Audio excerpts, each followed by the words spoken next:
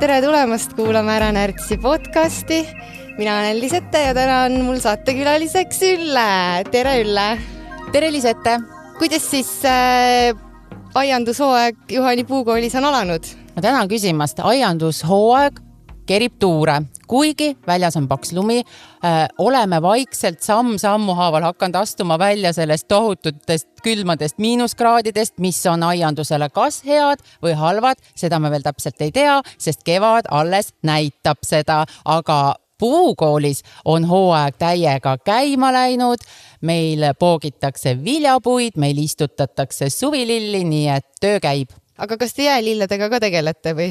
Jäälilledega me veel ei ole tegelema hakanud, aga see on ülimalt hea äriidee, sellepärast et aianduses on ju teatavasti kõige suurem probleem hooajalisus. Kogu äri käib aprillist oktoobrini ja siis tuleb pool aastat täielikku auku. Aga tõesti oli sete, miks mitte? Võib-olla me peaksime müüma talvel jäälilli. Olen täiesti nõus, nägin eile just TikTokis videot sellest, et ainus kook, mis paksuks ei tee ja mida võib piiramatult süüa, on lumekook. Ja tõesti, siis võiks öelda, et ainukene lill, mis ära ei närtsi, on jäälill. Ta lihtsalt lõpuks sulab. Aga siis tuleb juba kevad ja siis on uued lilled ja taimed märkamatult tärkama hakkanud, nii et jäälillede kadumine ei peaks kedagi kurvastama. Aga nali naljaks, et põhimõtteliselt on siin teie ees, head kallid kuulajad, tõesti uus podcast, mis on siis aiandusteemaline podcast, mis on väga eriline meie podcastide maailmas siin Eestis, sest et minu teada ühtegi sellist veel ei ole tehtud. Nii et ühesõnaga meie siin Lisette, kellel on siis ettevõte Plantris. Tema siis eesmärgiks on edendada Eestis nooremate inimeste seas aianduskultuuri ja mina esindan siin ettevõtet Juhani Puukool, mis on tegutsenud juba 30 aastat, nii et kogemust on kuhjaga, aga vaatamata sellele me oleme kogu aeg avatud uutele teadmistele, otsime turul uusi suundi, tahame teada, mida nooremad inimesed mõtlevad ja mida täna aianduses juba võib-olla kuurud või hea kogemusega inimesed ootavad meilt kui ettevõttelt, et nendele pakuksime, nii et see on siis selle podcasti eesmärk avada erinevaid aiandusteemasid, käsitleda erinevaid lugusid, mis täna on teravad Eestis lihtsalt tavalistel aiapidajate seas, et kuidagi leida siis neid põnevaid teemasid, millega siis hakata arutlema ja mille üle hakata menetlema. Nii et oma kogemustest siis lähtuvalt. Nii et Lisette, sina kui nooremate inimeste esindaja aianduses, siis sinu kogemused ja igasugused erinevad, no kuidas öelda siis, väljakutsed, mida sa oled pidanud murdma, oleksid väga huvitavad kuulata. Ja, et Lisette, äkki sa üldse räägid, et räägin ka mina, aga räägi sina kõigepealt, et kuidas sa jõudsid aianduse juurde, et tänapäeval on ju väga palju erinevaid huvitavaid erialasid, et miks just aiandus? Aitäh sulle, Ülle, selle sissejuhatuse eest. Aga mina õppisin siis Maaülikoolis aiandust nii baka kui magistri ja kolisin pärast seda maale ja avastasin, et ma ikkagi ei oska väga paljusid asju. Ehk siis praktika ja teooria nad toetavad üksteist, aga nad ütleme, et aiandus on praktiline ala ja tahab ikkagi harjutamist päris pikalt enne, kui asjad välja hakkavad tulema. Ja miks ma aianduse erialana valisin, oli see, et pärast keskkooli lõppu mul olid mõned lihtsad küsimused maailma kohta, näiteks miks lehed lähevad kollaseks, miks taevas on sinine, kuidas muru ikkagi siia kasvab ja mis toimub metsas. Et kuna ma olen kasvanud looduse keskel ja väga suurt osa minu elust väga suur osa minu elust on olnud metsas ringi jooksmine, looduse jälgimine, siis ma tahtsin teada, mis seal tegelikult seal sees nende protsesside taga peidus on. Ja siis uurisin erialasid ja tundus, et aiandus võiks pakkuda vastust nendele küsimustele. Appi huvitav, sa rääkisid küll praegu nagu tõeliselt sellise ma ei oska nagu tuuma lahti, et mida sa nagu otsisid, aga tegelikult ju aiandus on ülimalt praktiline eriala. Et see ühest küljest see annab inimestele võimaluse luua midagi ilusat, korrastada midagi, enda ümbrust paremini tunda, seda mõjutada ja teisest küljest ka annab ju võimaluse ka reaalselt midagi nagu kasvatada, et sa saad kurki kasvatada, tomatit kasvatada, sinu pere toidulaud on sellega kaetud, sa tead, see on puhas, see on siit samast enda kasvatatud, eks ju, et selles suhtes et lõpuks jõuad sa ikkagi selle juurde, et see on nagu äärmiselt praktiline, et see lihtsalt vajalikud teadmised, mida sa saad rakendada, et luua oma enda elukeskkonda. Ja ma olen täiesti nõus sinuga ja tegelikult minu meelest kõige nagu ilusam ja toredam selle aianduse juures on see ka, et see on asi, mis on nagu kestlik, et on ajast aega oleme me põlluharimisega ja aiandusega tegelenud ja tõenäoliselt see vajadus toidu järgi ei kao mitte kunagi ära, ehk siis see nagu need oskused on nagu ajas igikestvad.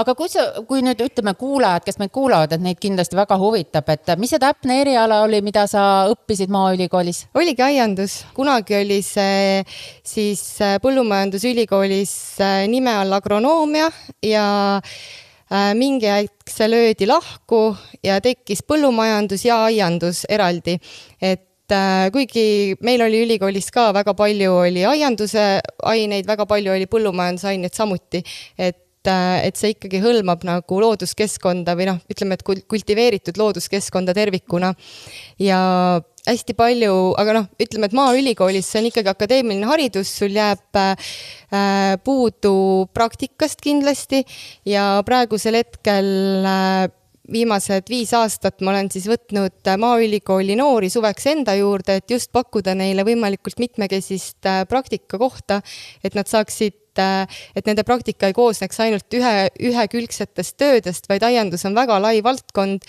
mis tegelikult nagu hõlmab viljapuid, iluaiandust, köögiviljandust, loodust tervikuna, et see on nagu, et näidata üliõpilastele seda, kui palju erinevaid asju on tegelikult aiandusega võimalik teha. Ja, väga huvitav, et see on tõesti selline super missioon, mida sa oled nagu kandnud, et anda võimalust omaenda loodud aias siis praktiliselt tegevusi läbi teha, et need praktikakohtade vähesus on ju teada-tuntud probleem meil täna. Et selles suhtes see on hästi tänuväärne. Sind on ka minu meelest tunnustatud selle eest. Jaa, 2 aastat tagasi sain parima praktikakoha tiitli. Väga tubli.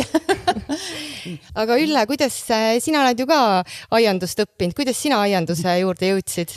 No jah, et kuna täna selle, ütleme, meie uue podcasti esimeses episoodis me tõesti keskendume ka natuke ise ennast tutvustada, sest nii kuulsad me ei ole, et kohe nime järgi teataks ju, et siis räägin mina ka lühidalt siis oma loo, et mina nüüd puudutan kindlasti neid kuulajaid, kes on hiljem läinud aiandust õppima ja viimastel aastatel on ju väga paljud seda kasutanud võimalust siis kaugõppes õppida, kas Räpina aianduskoolis või Luuale erinevaid aiandusalasid ja mina kunagi õppisin siis teise haridusena aiandust Räpina aianduskoolis ja ka seda aiandust siis, ütleme seda kõige põhja siis nii-öelda, et esimene haridus oli mul Eesti filoloogia Tartu Ülikoolis, aga miks ma aianduse juurde jõudsin, oli see, et ma ühel hetkel tundsin, et mina tahaksin endale ametit, eriala ja niisugust, kus ma saaksin töötada nii toas, kui ka õues, et mul oleks selline võimalus, et see töö sisaldaks liikumist. Ja ma olin täiesti aianduskauge inimene tollel hetkel, aga ma otsisin kogu aeg, et mis siis võiks olla selline töö, mida saaks teha ka õues, et ma ei oleks kontoris 8 tundi kinni arvuti taga, et mul oleks võimalus teha ka midagi oma kätega ja õues ja ühel hommikul märkasin ülesse ja ma mõtlesin, et jaa, see eriala on aiandus. Ja see käis kõik väga kähku, ma sain Räpina aianduskooli sisse, tegin katsed ja sain sisse ja läksin sinna õppima ja poole aasta pärast ma juba alustasin siis oma esimeses töökohas, mis oli siis Rõngu aia puukooli juhataja. 2 aastat töötasin seal ja sealt liikusin edasi Juhani puukooli, kus ma olen siis nüüd kokku töötanud juba 15+ aastat ja väga erinevatel ametikohtadel. Alustasin ma istikuärist, kus ma siis olin müüja, ühesõnaga aednik müüja, kes siis nõustas inimesi, tundis kaupa, müüsime seda, suhtlesime klientidega koha peal. Ja siis edasi liikusin ma tootejuhiks, kasvatasin vilja- ja marjakultuure ja sealt edasi liikusin juba müügiarendusse, kuna minul oli müük tugev ja samas olid ka teadmised taimedest, teadsin kogu ettevõtte toimimismehhanisme, nii et siis sealt edasi nüüd müügi poole peale ja turunduse poole peale, nii et iga aastaselt mõtlen välja, kuidas reklaamida ettevõtted, kuidas meie tooteid tutvustada klientidele, mis võiks nendele meeldida, mis võiks neid huvitada, loon erinevaid reklaamsaateid, ühesõnaga tööpõld on meeletult lai ja tegelen ka taimemüügiga igapäevaselt, nii et taimed on see, mis mind igapäevaselt ümbritseb ja see on ka minu kirg. Väga huvitav. Kas kordagi ei ole tekkinud seda mõtet, et filoloogia juurde naasta? Mitte kordagi, sest et ma olen seda filoloogia haridust saanud kasutada siin. See haakub aiandusega ja see haakub just selle poolega, kuidas mina töötan aianduses, et ma ei ole ju ainult taimekasvataja, vaid ka olen taimedest rääkija, ehk siis mul peab olema selline hea väljendusoskus, kirjutamisoskus, teha taimedele huvitavaid kirjeldusi, leida selliseid paeluvaid lööklauseid mingite toodete kohta või siis ka lihtsalt olla hea suhtleja kliendiga, müügiinimene. Et seda toetab tegelikult filoloogia haridus mind igapäevaselt ja kogu aeg. Et ma olen saanud Tartu Ülikoolist harituse, mida ma saan ülimalt hästi rakendada just sellel ülimalt praktilisel erialal, nagu on aiandus. Ja see on, kusjuures ma iga aasta käin Maaülikoolis noortele rääkimas oma tegemistest ja siis mina toon tihtilugu sisse seda, et mitte ükski nagu kogemus ei jookse, et kui sa oskad luua seoseid asjade vahel, siis selles peitubki võti, et näiteks mina olen alati noorest saadik käinud kõrgmägedes, mind on vanemad väga palju reisile viinud oma elus ja siis kuidas see seostub aiandusega, on see, et mul on nagu väga hea ülevaade, mis toimub vihmametsas, et ma olen näinud vihmametsa, ma olen näinud, kuidas toimub kõrgusvööndilisus, ehk siis kuidas vihmamets kasvab üle nagu jäisteks tippudeks ja mis kooslused seal vahel tekivad. Et siis ma seda nagu näidet ka tihtilugu toon neile ja ütlen, et nagu üks asi ei välista teist või et need asjad ei ole, need asjad ei seisa eraldi, et sa mõtled, et ma olen nüüd alpinist ja nüüd ma olengi alpinist ja aiandus on midagi muud, vaid sa käid nagu selle aedniku pilguga, vaatad maailma enda ümber ja siis juba siis suudad seda nagu seostada, kas sa siis jooksed samal ajal, kas sa ronid mägesid, midagi siukest, aga see on kõik seotud sellega, et mida sa nagu, et kuidas sa lihtsalt ise oskad selle ära seostada. No täpselt nii ja tegelikult see looduse tundmine, ütleme, et kui inimesed hakkavad enda aeda kujundama, siis kuidas öeldaksegi, et taim on õnnelik siis, kui ta on õiges kohas. Täpselt. Ja looduses sa näed nagu kõige paremini seda, et kus kohas on taimed õnnelikud, et kui sa ütled, et sa teed mägimatkasid ja näed mäestikus siis erinevaid taimi, siis see on ju tegelikult alpiaed, mida meil väga tihti tahetakse oma koju rajada, et mis siis on need taimed, mis alpiaias kasvavad, et seal ei ole võimalik eksida, kui sul juba oma silme ees on see looduslik visuaal, siis on ka lihtsam nagu aiandusmaastikul neid valikuid teha ja erinevaid aiakujundusstiile nagu rakendada või et sa nagu rohujuure tasandil tead, et alpiaeda ei ole mõtet teha viljakasse sellisesse lopsaka mullaga piirkonda, et see peab olema vaene, see peab olema klibune, see peab olema pigem liivane, eks ju, et ei ole mõtet hakata seda kunstlikult looma nagu, et kui sul on sellist pinnast, siis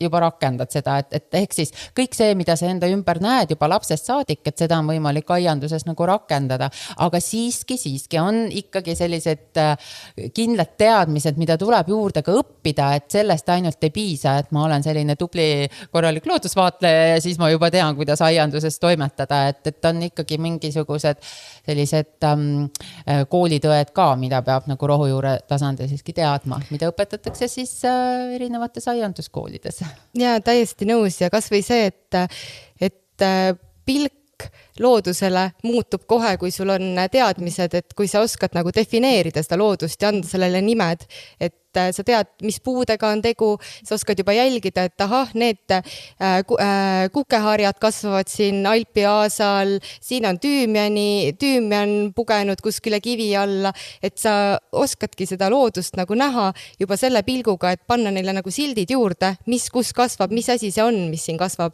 Et siis see minu meelest muutub eriti kõnekaks ja samamoodi ka Eesti looduses käies, et pärast nagu aianduse hariduse omandamist on väga huvitav näiteks jälgida, käia kuskil parkides niimoodi, et vaadata, et mida, oi näed, siin on huvitav punane tamm pandud kasvama, et tekib see defineerimise alus, mida see ülikooli haridus annab ja kindlasti ma ei taha üldse teoreetilise pagasi väärtust kuidagi nagu maha teha. Ja ei, seda küll, aga nüüd kui sellisest lühitutvustusest edasi minnes, siis sul oli see ju enda ettevõte ka, aiandusettevõte, et äkki sa natuke valgustad, et mis sa igapäevaselt aianduses teed või mis on need väljundid, et kus sa rakendad oma teadmisi, mida sa müüd rahvale? Ja mul on aiandusettevõte nimega Plantris. See sai tehtud ülikooli õpingute ajal ja ennekõike tekkis mul huvi just aia kujundamise vastu. See oli siuke esmane väljund, et ma tahtsin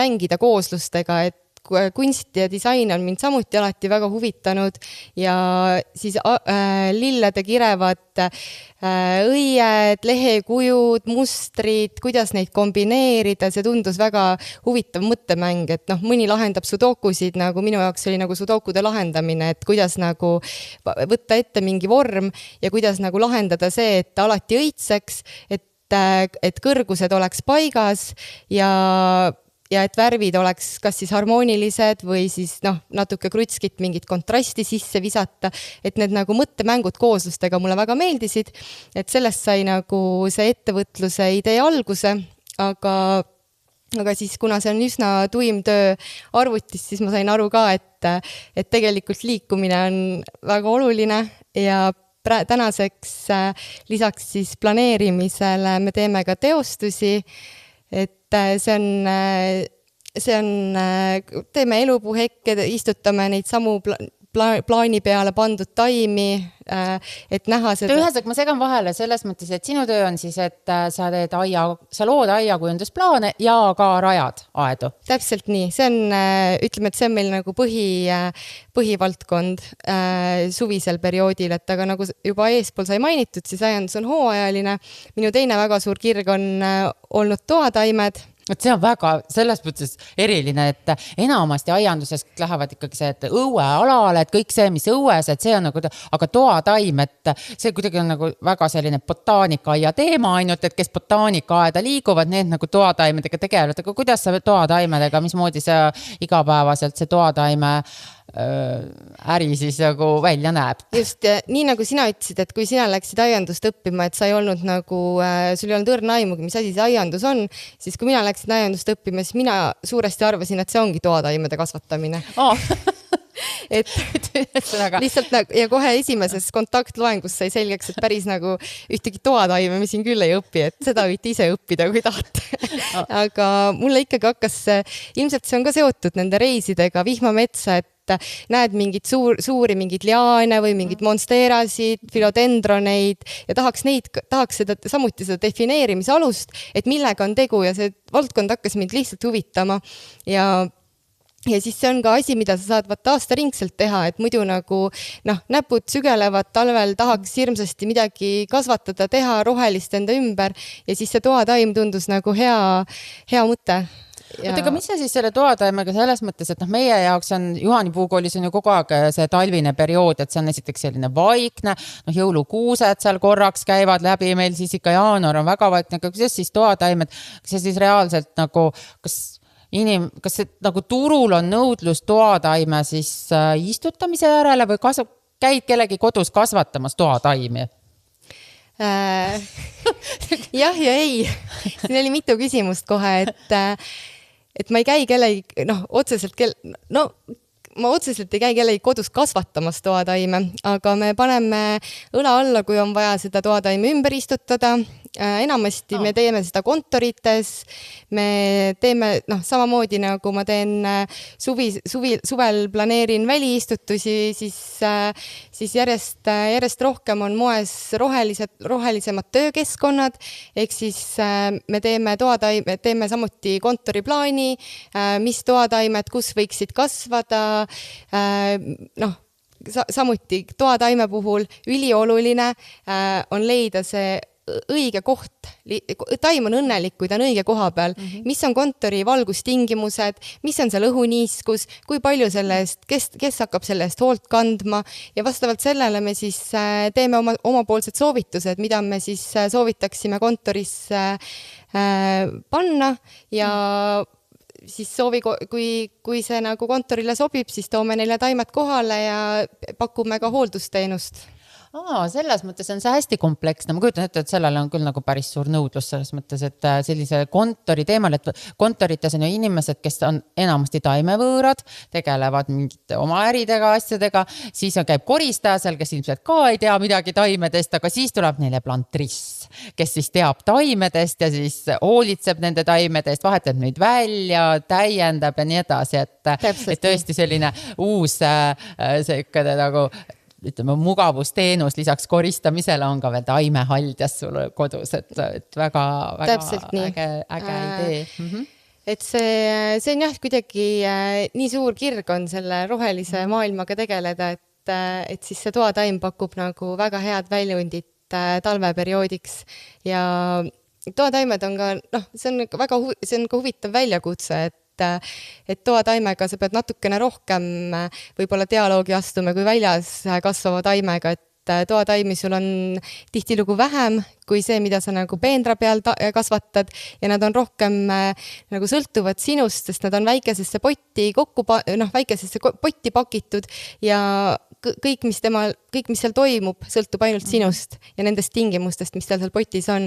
Et väljas on nagu natukene selles suhtes kergem, et vihmad ja kliima paneb õla alla, aga et see on nagu siuke, toataim on huvitav väljakutse igal juhul ja pakub alati üllatusi. Aga Ülle, räägi mulle, kuidas on praegult, mida te juba ette kasvatate ja millele te nagu rõhute, kas see on suvelill või köögivili või et mis on nagu põhilised väljundid?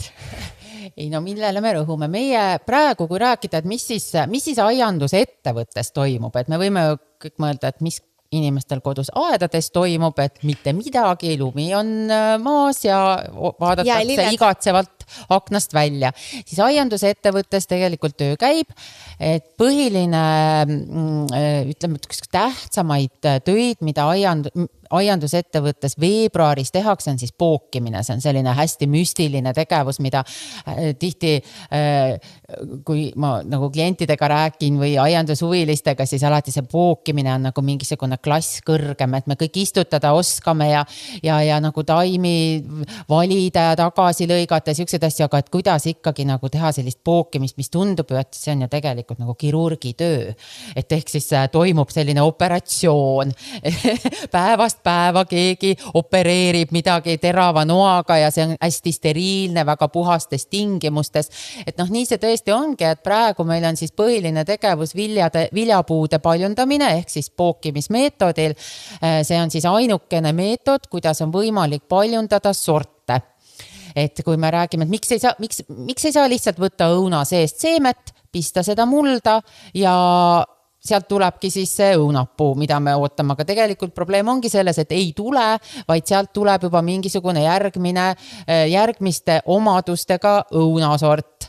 Et inimestel on ju ka niimoodi, et kui sünnib laps, siis on 2 vanema omadused, aga kui me tahaksime näiteks täpselt sellist last, nagu meie esimene laps oli, siis me peaks teda kloonima, ehk siis nagu taas tootma täpselt selle sama lapse. Ja võt niimoodi siis paljundataksegi sorte, et tagada selle sordi täpselt kõik need samad omadused, mille pärast teda hinnatakse, et siis selleks nagu poogitakse, ehk siis võetakse siis sellelt sordilt üks jupp puitu ja pannakse siis teise puidu külge. See on siis niimoodi hästi lihtsalt rääkides siin raadios, aga või podcastis. aga põhimõtteliselt jah, see pookimine. Ma tahaks pookimise kohta kohe küsida, et kuna ma ise tahaks nüüd see aasta enda viljapuid pookida, siis ütle, kas ma olen juba hiljaks jäänud või et millal te võtate pookeoksad, et ma saan aru, et pookimine ju, nii nagu mina olen aru saanud, käib ju niimoodi, et sa nagu lõikad, sa võtad sordi, mida sa tahad ja sa paned ta tugevale alusele, ehk siis näiteks ma tahan seda sorti ja tugev alus on Antonovka, siis ma poogin sinna peale selle sordioksa, on ju. Aga kas nende sordioksade võtmiseks, kas ma olen juba hiljaks jäänud või millal te võtate need sordioksad? No meie võtame sordioksad sügisel, sellepärast, et me tahame olla kindlad, et ta ei ole saanud külma. Et me võtame kusagil detsembris, novembris, et siis kui lehed on juba maha kukkunud, et see oks peab olema kindlasti raagus ja me korjame siis need endale vajalikud sordioksad kokku ja hoiustame neid külmhoidlas. Sambla sees, kilekotis, sellise kergelt niisketes oludes. Aga kodustes tingimustes piisab ka näiteks tavaliselt külmkapis hoida neid, kui külmkapis ei ole ruumi ja on lumine talv, siis lume sees. Ja lume sees võib hoida pookoksi ka -20 kraadi juures. Lume sees on alati 0 kuni -1. Et lumi hoiab stabiilset temperatuuri ja seal saab neid säilitada. Aga kui on soe talv, kui sajab vihma, lund ei ole, et siis on nagu keerulisem, et lihtsalt ta ei tohi mädanema minna esiteks ja teiseks ta ei tohi ka nagu kasvama hakata, sest kui talv edeneb, siis ühel hetkel võivad ikkagi pungad hakata puhkema, kui ilm on liiga soe selleks. Nii et oksad võiks võtta sügisel, aga koduaias, kui sina tahad lihtsalt pookida, seal teha mõned üksikud, näiteks perepuid pookida endale, kus on siis mitu sorti sul ühe puu peal, et siis sa võid võtta oksi ka tegelikult sellel samal hetkel. Et oluline on see, et see pookeoks oleks raagus, et lehed ei oleks veel puhkenud. Aluspuu võib olla juba puhkemisfaasis, ehk siis võib ka aprilli lõpus seda teha, mai alguses teha, aga see peale pandav oks, ehk siis see poogitav oks peab kindlasti olema raagus. Muidu ta lihtsalt seda kokku kasvamine ei hakka tekkima sinna. Aga kui pikk peaks olema see pookeoks, mitu punga mul oleks vaja võtta? Mitu punga sul vaja on? Ühte. Kui ühte, siis ta võib olla väga lühikene. Aga mitu punga teie võtate, kui te poogite? No meie arvestame, et oksal võiks olla, tähendab, selle ühe jupi peal piisab siis 2 pungast, ehk siis ühele pungale tuleb 1 lõige ja teise punga pealt tuleb teine lõige, nii et ta on 2 pungaga jupp. Nii et selliseid juppe siis võib lõikuda siis oksa pealt nii palju, kui neid kannatab sealt võtta. Eks ju. Et keskmiselt õunapuu oksalt saab kuskilt 5 poogendi juppi. Ja mis need kogused on, mida te siis ära poogite talve jooksul? Oskad sa umbes mingit kogust öelda? Ikka oskan. Kokku nii õunapuid ja õunapuid, ploomipuid, pirnipuid ja natuke ka kirsipuid me kokku poogime kuskil 20 kuni 22 000. Juba õunapuid me teeme kusagil 13 000 ja sinna siis kõiki teisi juurde. Vateli setel sa pead kogu aeg arvestada sellega, et ega iga poogend ei lähe ju kasvama. Jah, ma just tahtsin järgmisena tegema nagu sisse, et alati aianduses on ja alati nimetatakse seda, et läheb välja, on selline väljend. Et poogid ära, aga läks välja, see ei hakanud kasvama ja see ei hakanud, et õunapuu läheb päris hästi kasvama, aga kui me edasi läheme luuviljaliste gruppi juurde, kuhu kuuluvad ploomid ja kirsipuud, siis seal on juba, ütleme, kasvama mineku protsent kuskil 60, kirsidel isegi 40, aga õunapuul ja pirnipuul 80-90% poogenditest läheb kasvama. Nii et pookimise juures peab sellega alati arvestama ja tootmise planeerimise juures tuleb alati arvestada siis selle väljamine kui protsendiga ja ostja peab arvestama siis sellega, et selle tõttu on ka viljapuud suhteliselt kallid. Okei. Aga ma tahtsin veel küsida pookimise kohta, et kas need, mida te siis see aasta praegult talvel siis poogite, kas need jõuavad juba see suvi lettidele või siis või te lasete kasvada tal paar aastat enne, kui müüki tuleb siis nagu see talv, et see talv poogite, millal need jõuavad müüki, need istikud? Selle talvine poogend jõuab müüki, kohe ütlen, 2 aasta pärast. ahah, nii et 2 aastat ikkagi, et olla kindel, et see läheb kasvama, et see on... Ei, küsimus ei ole selles. Küsimus on see, et ta kasvama läheb, on selge kuskil juunikuuks juba, aga ta tuleb välja kasvatada ehk siis koolitada. Sellepärast nimetataksegi puukool ja puukoolideks, sest et seal toimub taimede koolitamine. Ta tuleb koolitada valmis istutuskõlbulikuks istikuks ja standardne on siis 2-aastane istik, millel on välja kujunenud korrektne tüvi, esimesed võraoksad ja latv. Ja see protsess see on mingi standard siis. Jaa, et see ei tule 1 aastaga, et 1 aastaga kasvab ainult 1 oks, mida nimetatakse okulaadiks ja sealt edasi siis järgmisel aastal sa kasvatad peale siis võra. Ja mõtle siis, sa mainisid seda, et sellepärast viljapuud on kallid ja tegelikult mõelda nüüd, et see on 3 aastat tööd ju tegelikult, et ja kuskil peab neid asju hoiustama niimoodi, et nad ära ei sureks, keegi peab nendest hoolt kandma, et see on väga-väga-väga suur töö. Ja on küll, et ja ütleme, viljapuu on, kui meil siin maailm on ju valla, et mõtleme siis, et aga kogu Euroopa kasvatab viljapuid, siis tegelikult viljapuu osas on konkreetselt ikkagi see kodumaine sortiment on see, mida siis inimesed tahavad istikarist osta, et ikkagi liivikuld, renett ja suislepp ja martsipan ja need on siis need sordid, mida oodatakse ja teised riigid neid sorte ei paljunda, nii et selles suhtes on see kodumaise puukooli olemus kõige väga tähtis selles otsas, et need sordid ka säiliksid. Et aga jah, et pookimine, me poogime peale viljapuude veel ka roose, nii et roosi paljundamine on hetkel meil töös, see on täpselt samasugune kirurgitöö taaskord, et saada neid ehtsaid ja ehedaid sorte. Ja siis loomulikult istutame suvililli ja vaikselt hakkama külvama köögiviljataimi, nii et kõik see selline talvine kasvuhoonete töö on järjest hakanud juba hoogu võtma ja samal ajal ka me väga palju istutame talvel juba taimed ette ära, potistame ette ära ja nii kui hooaeg lahti läheb, viiakse need õue ja hakkavad kasvama. Aga see on kõik selline, ütleme, meie oleme nüüd puukool, me oleme suur ettevõte, kus on siis erinevad hoovad ja omad süsteemid, aga koduaiapidaja tavaline. Mida ma teen? Jah, mida sina teed igapäevaselt näiteks oma koduaias? Sa mõtled praegu või? Jah, täna.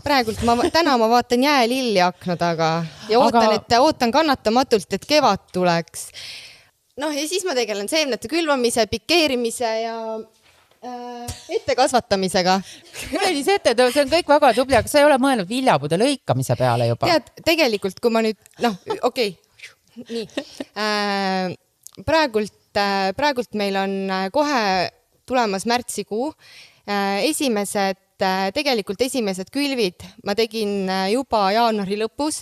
Ma külvasin endal, aga troopilisse kasvuhoonesse, mis on kõigil olemas, külvasin artitšoki maha, et artitšoki võimalikult pikalt ette kasvatada. Artitšoki? Jah. Tõesti? Jah. Seemnest? Jah. Ja mul on 8 nii, ütleme, et 20 sentimeetrist artitšoki võin sullegi anda, kui soovid. Ma ei tea, aga kuna see saak tuleb? Tead, kui hästi varakult hakata ette kasvatama, siis artitšok saab valmis augusti lõpuks ja täiesti ilusa, kasvatab täiesti ilusa vilja. Ma ei tea, kas see on vili? See on väga huvitav selles mõttes, et kuidas muudan, itaallased on ju suured artitšoki kasvatajad, aga see on neil talvine köögivili. Vaata artitšoki ma natukene uurisingi seda, et mis on need köögiviljataimed, mida ma saaksin ette kasvatada võimalikult vara ja artitšok tundus üks kõnekam, et muidugi võiks juba pabrikat ja tšillit külvata, et neil on ka pikk ettekasvatusaeg, aga just siuke, et ma mõtlesin, et võiks panna midagi jaanuaris juba maha ja siis ma mõtlesin, et artitšok väga lahe, et las ta siis kasvab ette, et vahet pole, et kui ta kasvab mul siin kasvuhoones ka mingi meetriseks ära, et siis las kasvab, et suvel tõstan potiga välja. Kuule, lihtsalt igas episoodis sa annad meile väikese artitšoki kasvatamise tagasiside, et see hakkab jooksvalt siin, et kes veel kuuled on, et võtke, pange ka ruttu, te jõuate artitšoki külvata ja saate ka paralleelselt võib-olla kasvatada Lisetega koos artitšokid endale, et vaatame, et siis kuidas see õnnestub, et see on selline väga tore väljakutse. Aga siis vaikselt tegelikult minu talv on suuresti möödunud kevade planeerimisega, et mina olen ikkagi see, kes reaalselt ma teen joonistan üles oma köögivilja peendra siis kuju ja hakkan iga aasta planeerin, mida ma sinna panen, kui palju, mis taimi siis, et siis kevadel oleks lihtsam, kui ma tulen teie juurde taimi ostma, siis ma tean enam-vähem koguseid, mida mul kui palju vaja on ja et näiteks ma tellin porgandiseemneid, siis ma tean, kui palju ma neid tellima pean, see nõuab tegelikult ettevalmistust ja ma tean, et nii kui nagu lumi ära sulab ja märts pihta hakkab, siis mina seal arvutis istuda enam ei viitsi ja mingit planeerimist ma teha ei viitsi, et siis on nagu see, et siis selleks ajaks peab olema kõik planeeritud, kaasa arvatud ka mingid esimesed kevadised tööd, näiteks viljapueda sõnniku sisse kündmine, et see võiks olla nagu praegult ära planeeritud, kui palju, kuhu kohta, et kui mul naabrimees sõnnikuga tuleb, et ma teaks, kuhu ta selle maha laotab ja kõik need asjad on vaja nagu praegult ära planeerida, et siis kui kevad tuleb, siis saab täiega gaasi anda.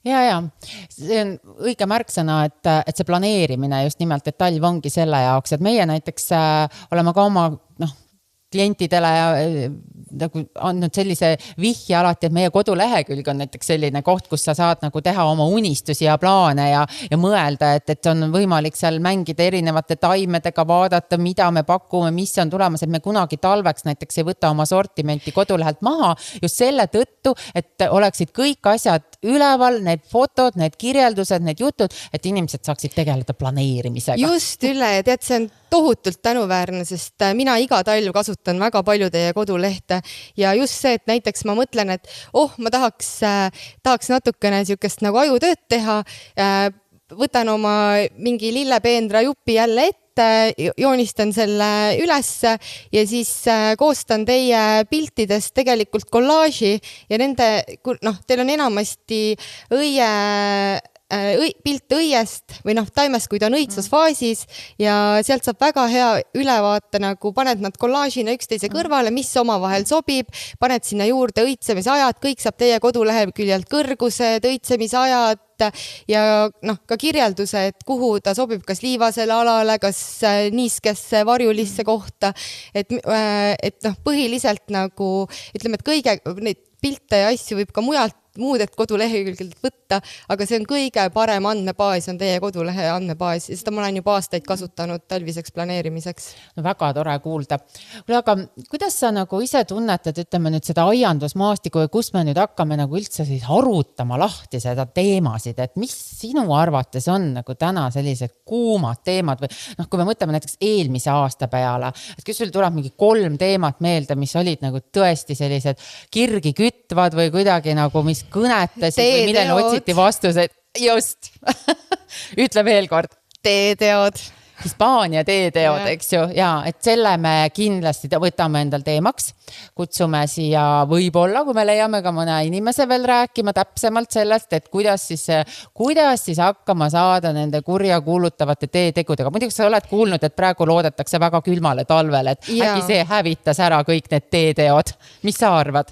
Mina arvan, et ei hävitanud. Ja, aga siis üks episood kindlasti meil tuleb sellele teeteole.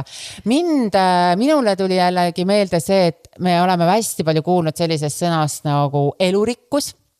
Ehk siis kogu see, et mida siis tähendab elurikkus, mis taimed on elurikkad taimed või mida see üleüldse tähendab, seda tahetakse nagu, see on avalikus haljastuses, see on koduhaljastuses, kõik see niitmise teema, tohib niita, ei tohi niita, seal on põlvkondade vahelised konfliktid, see on läinud lausa poliitikasse, see teema, see niitmine, see oli juba kohaliku omavalitsuse valimise juures ülimalt terav probleem, et kas uus võim niidab muru või ei niida, et kõik see elurikkuse teema näiteks, et meie isegi oleme lausa kasvatanud endale sellise taimegrupi, mille nimetus on elurikkus, kuhu siis kuuluvad sellised niidu- ja põllutaimed, et see teema oli minu meelest ka aktuaalne. Ja oli küll ja sinna nagu juurde, või need 2 teemat mina võtaks kokku, et võiks ka muudest kahjuritest ja kasuritest rääkida, sest paljuski pannakse kõik putukad nagu ühe mõõdupuu alla, et need on kahjurid, aga et tegelikult nagu selle elurikkuse aspekti juures on just hästi oluline see,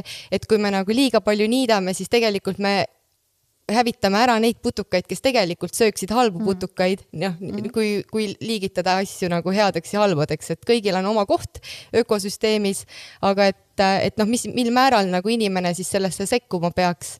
Ja mina olen väga suur elurikkuse entusiast muidugi, sest mul on siin endal ümber niidud ja palju nagu põllumaad, et siis mulle väga meeldivad ka niidutaimed ja mul on väga hea meel oli teie kampaania üle, kui te seda elurikkuse kampaaniat tegite, et tegelikult on nagu vale mingeid taimi liigitada, kas siis umbrohtudeks või siis mingi prahitaimedeks, et tegelikult taimedel on väga, et pigem vaadata taime kui nagu indiviidi, et tal on nagu ka omadused, et ka sellel nõgesel või pujul tuleb väga ilus õis tegelikult. Jah, tema miinus on see, et võib-olla tal on nõme juur, mis levitab teda kiiresti laiali, aga nagu vaatame seda nagu ka neid prahitaimi nagu ilutaimi. Ja veel võib-olla nendest teemadest, et need on kindlasti teemad, mis siis me muidugi oleme me kindlasti puudutame ka väga spetsiifilised viljad ja marjad ja kõik söödab teemad, teeme sellisest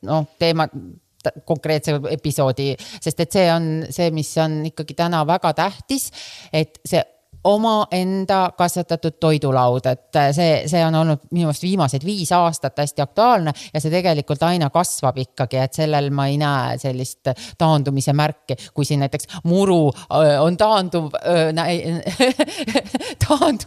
aianduskultuur, siis köögivili kindlasti on kasvav aianduskultuur või siis näiteks elupuhekid, et see on ka selline hääbuv, et enam ei taheta selliseid steriilseid puhtaid elupuhekke, et siis mis on need alternatiivid, eks ju, aga jah, et vilja- ja marjakultuuridest kindlasti räägime ühe episoodi, et kuidas neid kasvatada ja mis on siis need tüüpilisemad haigused ja kahjurid nende puhul, millega inimesed tõesti maadlevad ja ei saa nagu hakkama. Aga võib-olla siit edasi ka veel teine teema, mis on seoses sellega, et ütleme, et inimene saab endale aia, et siis need on ikkagi selle dilemma ees, et kas ma teen kõik ise või ma tellin selle teenuse või kuidas lahendada seda enda jaoks, eks ju, et ma olen näinud või kokku puutunud inimestega, kes on alguses hakanud nagu ise kujundama, siis nad on aru saanud, et nad ei oska, see kõik näeb nii halb välja, siis nad on läinud õppima selleks 2-3 aastat õppinud, kõik otsast peale alustanud, et tegelikult ma kokku võtan, siis on ikka päris mitu head aastat, mis siis lõpuks läheb, et sa oled rahuloleva aiaga nagu, et sa oled rahul sellega, mis sind ümbritseb, et võib-olla ma käsitleks ka seda teemat, et kas ma pean kõike ise tegema või kas ma saan osta ka teenust endale või tellida sellise teenuse, kas osaliselt mingil määral, mingis osas ainult, et kuidas nagu see üldse, kelle poole pöörduda, millest alustada, kas see on nagu, kui koristaja tuleb koju, siis esimest korda, et ma koristan kõik ennem ära, sest appikene koristaja tuleb või see, et oi, ma pean oma aia rutu korda tegema, mul tuleb aia kujundaja, et ta vaatab, et mul on siin nii naljakas kõik, et see on ka nagu omaette teema, et mida võiks käsitleda. Ja seda võiks tõesti kindlasti käsitleda, sest ma enda töös puutun sellega väga tihti kokku, et tegelikult inimesed, nad ei oskagi, jumala keeruline on leida või tabada seda momenti, et mis hetkel tegelikult ma peaksin kutsuma spetsialisti enda aeda, et okei, see on konkreetne näide on see, et ma tahan elupuhekki, ma tahan 2 meetrist kohe, ma tahan 100 tükki, et siis ma võib-olla pöördun alles mõne aiandusfirma poole, aga tegelikult aiandusfirma poole võib pöörduda ka siis, kui sa tahad lihtsalt köögivilja aeda teha ja et keegi sul näiteks selle ära planeeriks või annaks sulle nõu, kuidas seda ehitada üldse või kuidas üldse peenart rajada, et tegelikult see ei pea olema kindlasti konkreetne ülesanne, mille pärast sa pöördud, vaid ka lihtsalt selleks, et keegi konsulteeriks sind,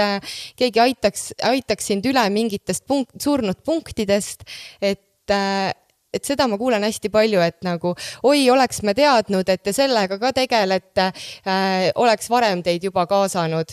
See on nagu näide, kus me lähme elupuhekki istutama ja tegelikult klient on, et oi, ma siin proovisin mingit lillepeenart teha, aga ma ei osanud kah, et ma ei teadnud, et seda saab küsida kelleltki. Näiteks konkreetne näide elust enesest on ju, et ma arvan, et seda teemat võiks natukene lahata ja et kuidas üldse nagu alustad, kui sa ostad endale tühja krundi, et mida sa siis nagu ja tahaksid, et seal oleks aed ja elurikkus näiteks, et kust otsast üldse pihta hakata selle palli arutamist. Ja üks veel, näiteks mind väga nagu huvitab ka see, et tahaks rääkida natukene sellest levivast alternatiivaianduse meetoditest, et terve internet on täis erinevaid permakultuuri lahendusi ja et nagu natukene avada seda, et kuidas seda peenart üldse kokku panna või et kas permakultuur asendab tavalist või mis on nende vahe, sest et ma olen tähele pannud, et paljud inimesed ei tea üldse, mida see tähendab või siis nagu või siis on nagu teadmised väga kuidagi kallutatud, et kuna seda on nagu liikvel nii palju informatsiooni nagu sellest, kuidas peenart rajada, siis natukene võiks rääkida ka sellest, et kas siis tõesti papi ja põhu hunnikusse ladumine ja sinna peale nagu seemnete külvamine, et kas see on nagu töötav lahendus või mitte või miks seda üldse teha niimoodi, et miks seda eelistada nagu sellele, et sa lihtsalt kaevad 2 labidalehe sügavuselt maa läbi, et natukene mina tahaks puudutada neid seda TikToki, Instagrami ja kogu seda maailma ja sealset aiandust, mis seal levib. Ja just, et nagu on siis näha, et teemasid on palju, et natukene me oleme nüüd valgustanud, et mis on need sellised teemad, mis meid huvitavad, et igale poole me pikime loomulikult ka oma enda kogemusi sisse, nii aiandusettevõtte poole pealt, Plantriss, sina endal kodus või ka siis klientide aias. Nii et aiandus ja sellega seotud teemad on siis järjest siin kevade jooksul tulemas.